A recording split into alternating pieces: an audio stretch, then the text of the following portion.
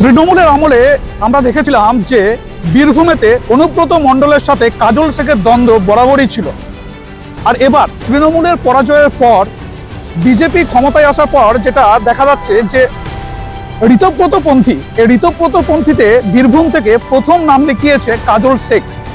আর এই কাজল শেখ নাম লেখানোর পর আবার সেই পন্থীতেই হাজির হলো অনুব্রত মণ্ডল। কিন্তু পার্থক্য কিছুই নেই, তার কারণ তৃণমূল জমানায় অনুব্রত ভার্সেস যে কাজল শেখের দ্বন্দ্ব ছিল, সেই দ্বন্দ্ব আজও ঋতব্রতপন্থীতেও আছে। এমনটাই কিন্তু প্রকাশ্যে মন্তব্য করছেন অনুব্রত মণ্ডল।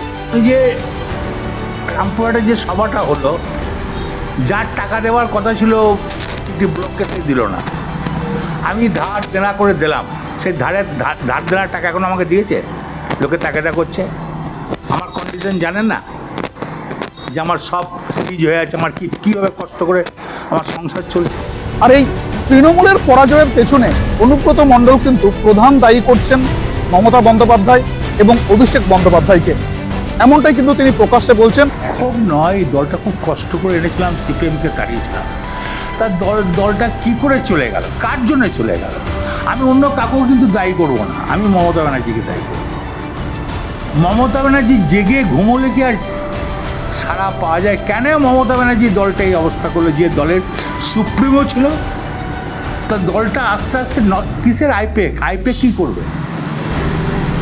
আইপেক কোনো সংগঠন করতে পারে? এই ঋতব্রতপন্থীতে অনুব্রত মণ্ডলকে যেটা দায়িত্ব দেওয়া হয়েছে যে জেলা দায়িত্ব, অর্থাৎ জেলা সভাপতির দায়িত্ব দেওয়া হয়েছে।